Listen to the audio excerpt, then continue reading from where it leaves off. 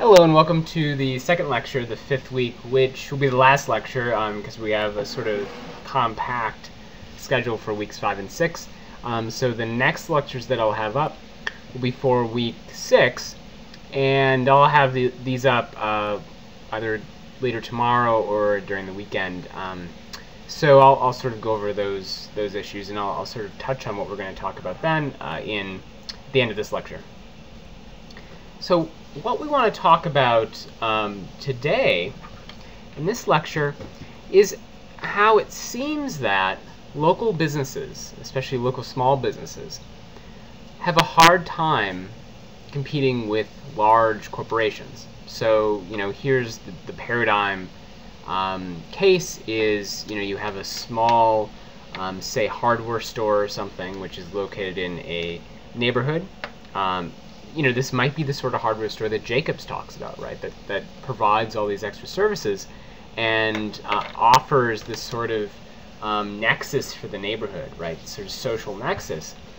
And so there's always, non-tangible goods it provides, but a true value comes in next door and puts this small business out of business, essentially, right? So this is often puzzling because people say, wow, that's really sad that happened. I don't like, when corporations open up these businesses. I'd rather shop at a local small business.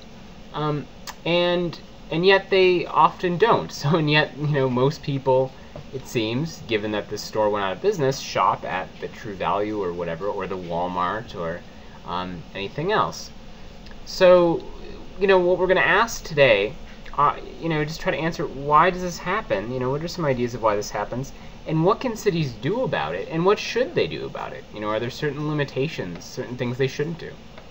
And so, starting, we can explain this in a number of ways. So, a local small business has to go out and find products, right? They have to go and bargain with suppliers to fill their shelves, and then the price is based upon the price they get from the wholesaler or from the supplier, and their salaries or whatever, the price of the building and such, the rent, and so so those are all sort of built into the price of the object. What happens is these corporate chains, like a Walmart or a True Value, might have lower prices than your small business. And so one of the reasons for that, there's a number of reasons for this, but one of them is that large corporations, this is especially true of Walmart, are in a better position to bargain with suppliers. So they're able to get much lower prices than these individual local small businesses going to suppliers and trying to get goods. And these corporations are also able to control their supply chain much better. So, they have a ton of people concerned with keeping just enough products on the shelves, not too many, and making that supply chain extremely efficient, so that very few extra surcharges have to go into that price, and so you're provided with very cheap prices because of this efficiency. So that's part of it. So they also have more refined management systems, and this is important because many small businesses just aren't run as well as they could be. So many people might not be sort of experts in management, right? They might really care about what they're doing, about their either neighborhood or the products they're selling. And this causes, especially in the way of supply chain management and such, many inefficiencies which corporations have figured out, right? So these are really big corporations. They have a lot of incentive to figure these things out. They pay a lot of money to figure out how to best run things, and they do that. And in one way is, possibly offering lower salaries, but not always. And so that's also important. What's important for these two cases is that we can see that small businesses try to sometimes emulate this in certain ways. So so many food co-ops, for instance, are part of larger organizations. So this goes back to the supply chain issue. They're part of larger co-op groups, and these groups together bargain with suppliers for food. And so you often, like if you go to, like for instance, the Tacoma Park co-op in Tacoma Park, Maryland, which is near DC and sort of near College Park, they're part of this larger group of co-ops, of food co-ops. And they actually, they have a flyer, and if you look at the flyer, it's put out by this bigger group that they're a part of, and so it has coupons and stuff, and it corresponds with all the products they have, and so the products sort of come from this larger organization. And so even though they're a local small business, by joining forces with other local small businesses, they're able to solve these issues of bargaining and suppliers and supply chain a little better. And the same thing with management systems, they're able to sort of figure out what works and meet with other co-ops and work together in that way. So this is how small businesses can get sort of compete better. But these are sort of the main things that corporations have. So finally, and there's more to this list. This is not complete.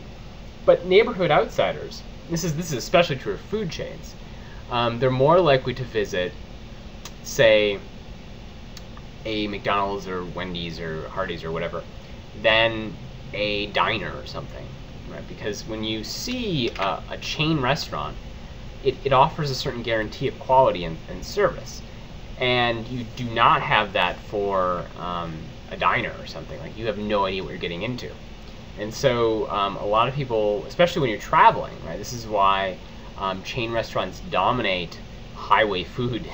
So if you go along a highway, it's all chain restaurants. One of the reasons is that people who are traveling, who are not from the area, don't have local information about what is good, right? What restaurants are good, which ones should you avoid. They use the small amount of information that they can to pick the chain restaurants. And you might think chain restaurants are terrible. Some of them are, but there is a more standardization of what goes on there. Although there's some variation certainly in location, because a lot of them are franchised. That's a sort of complex topic, but there's some more guarantee, and so you see this in what people choose. So, here's the basic problem, as I sort of stated before. It seemed that if people actually valued small businesses as they seem to, right, if they preferred small businesses exist within their neighborhood, that they would buy goods from them. But this isn't what happens. And you can explain this in a few ways. So why don't they visit these places? Well, for starters, you might say, what they value is that business existing, not necessarily getting their products from it, right? So you might think that they have different things that they prefer. The thing they prefer is having a business in existence because they like it, and they like the intangible services. Maybe they go in there once in a while. But that's different from actually valuing things you buy from there or valuing services you buy from there, right? You might like the ones from the chain restaurant or the chain business just as much, the corporate business just as much. So that's one way of explaining it. Another, though, uses this idea of the prisoner's dilemma. Remember from a few weeks ago, where we imagine that people are stuck in this sort of case that isn't very good, but by doing the rational thing, that's how they get there. So how can we explain this? So we imagine shoppers. They have very low incentive to shop at a local restaurant, right? Why is this? Well, it costs them a lot more, you might think, or appreciably more, to shop at that local business than it might a corporate business, given all the things that I talked about right here.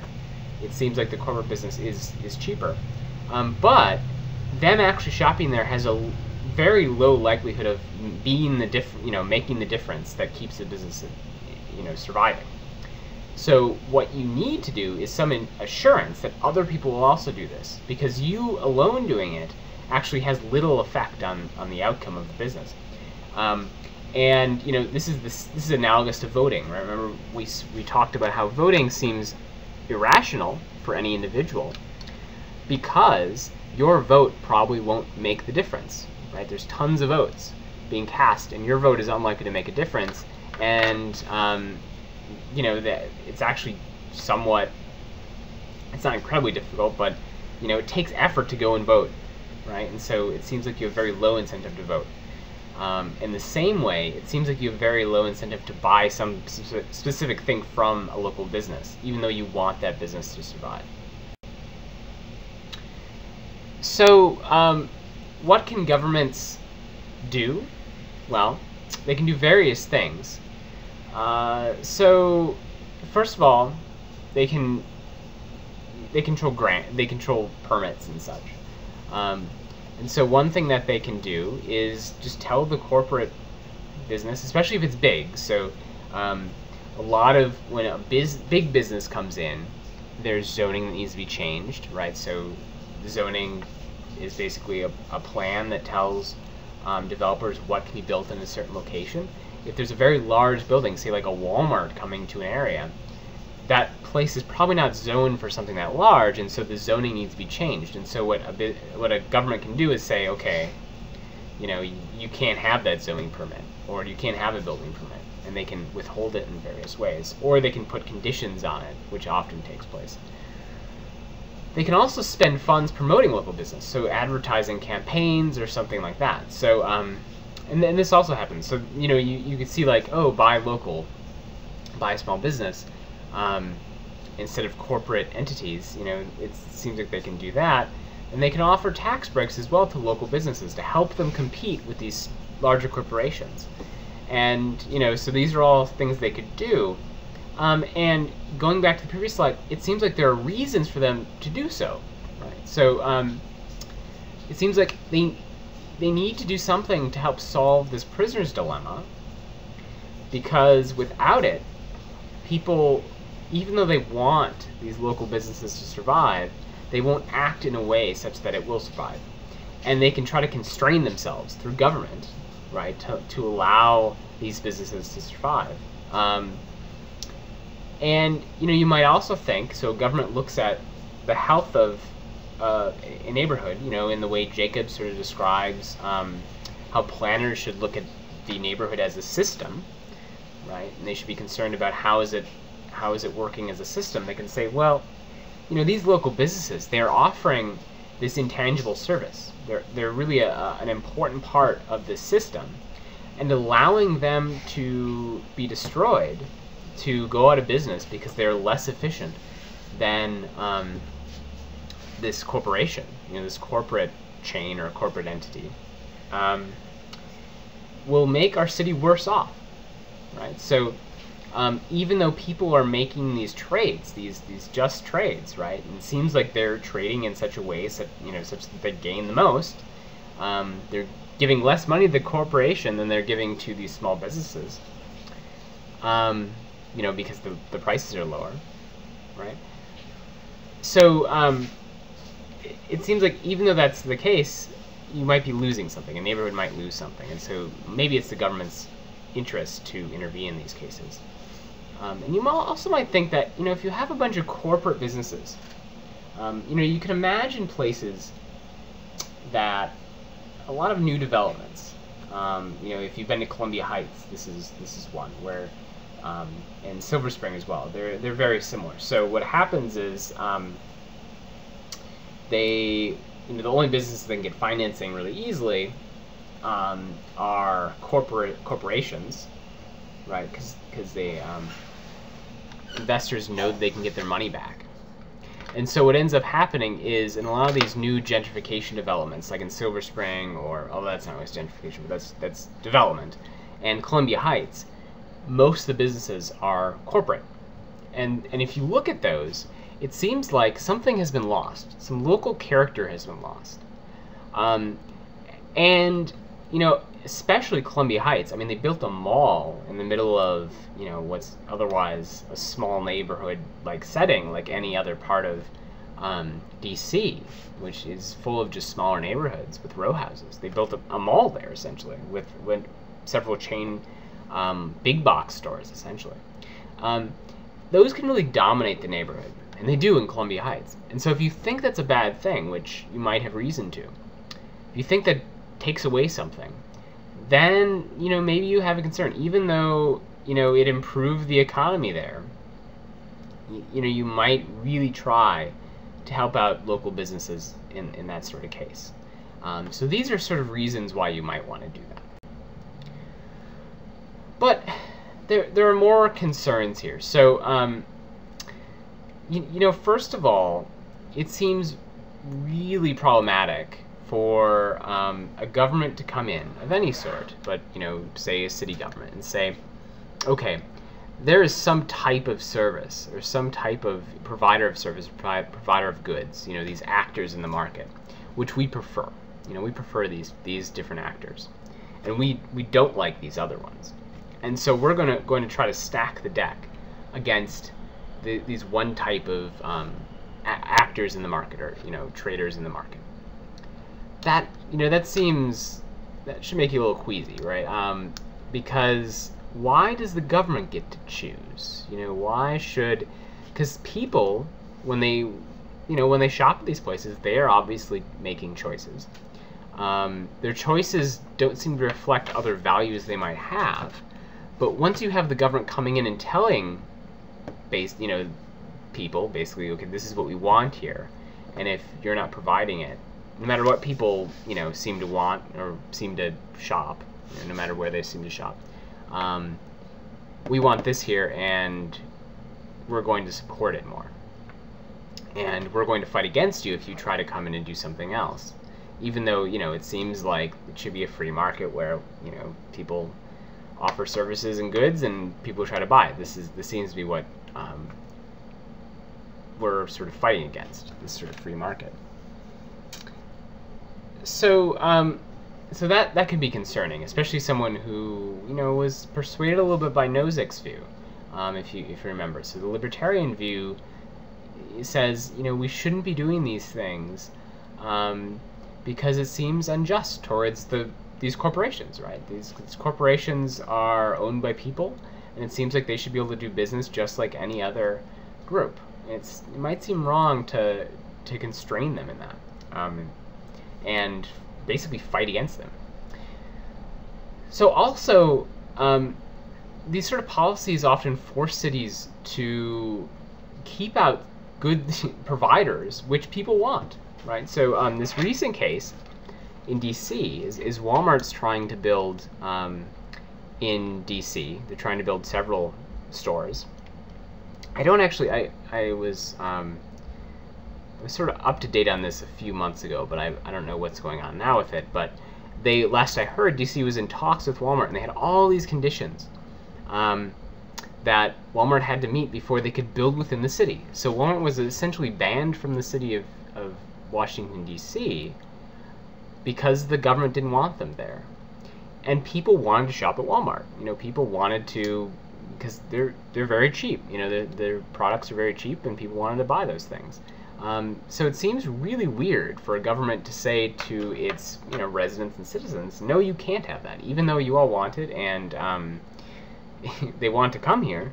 You can't have it because it's going to ruin the character of these neighborhoods. So again, the government is making sort of value judgments about what sort of neighborhoods we have, should have, what sort of character of those neighborhoods there should be, and what sort of businesses should be there. And you might think that's not the government's role. And so what DC was forcing Walmart to possibly do is give money to various charities, have some job fair things. So they had to get their store facades approved by the DC government, all these sorts of things. So that might concern you. And just this general idea that maybe shouldn't the market be open to all those who wish to compete in it? Because the reason we have to, or the government has to intervene in this case, is because the small businesses often cannot compete with the corporations. And it's not, sometimes corporations cheat in various ways, and do illegal things, and that doesn't seem to be what's always going on. Sometimes it just seems like the corporations are more efficient. You have to acknowledge that aspect of it, because it's certainly there. And some of these businesses are just doing things that are rather inefficient. They can't compete in a wider market if they're not protected. And so although there are certainly reasons for governments to do these things, these concerns from Nozick pop up again. And we really need to deal with them if we want to think deeply about this issue. Okay, so I wanted to cover that topic really quickly. I know you're working hard on your papers, and we'll be working hard on your final exams, and so I just wanted to introduce that topic.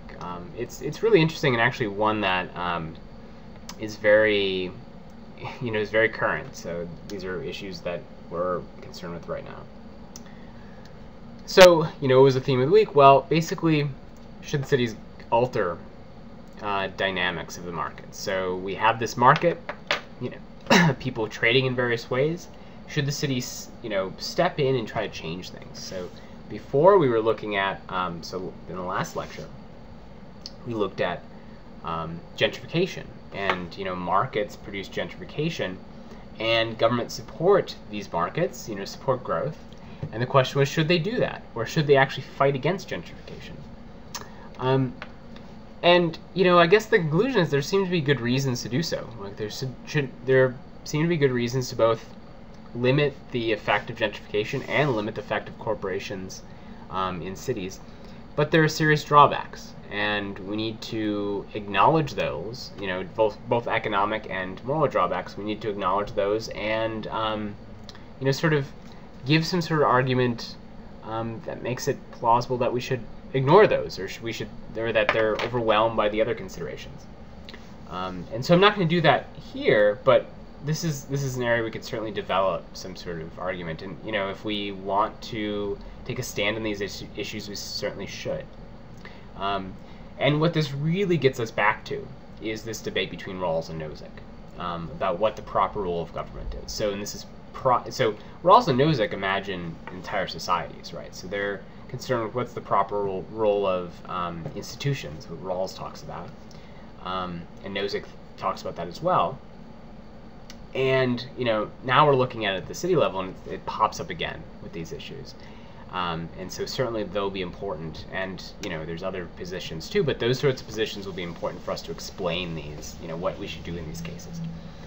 Okay, so next time, so I'll probably do 2 more lectures for the class, and then I'll have a sort of recap lecture probably next week. It'll be about, places. What are places in a technical sense? So there's readings for week 6, which should help explain what is a place as we talk about it in urban planning and stuff. And how do we change how we experience cities? So this is actually really interesting. How should cities be experienced? What sort of experience should we have when we're in cities? It's certainly not just economical, right? So cities are more than just an economic place where you trade with people and not just a market. It's not just a place you live. But it seems like there's a certain feel to different cities, and there's a certain feel that is better than other feels. There's a certain way of relating to a city that can be better or worse. And that might sound really strange, but we'll have to talk about that. And certainly the Lynch reading is really concerned with this. But also the readings about places is concerned with this issue of how we experience cities. Okay, so that's what we'll do in the next lectures, and I'll see you then.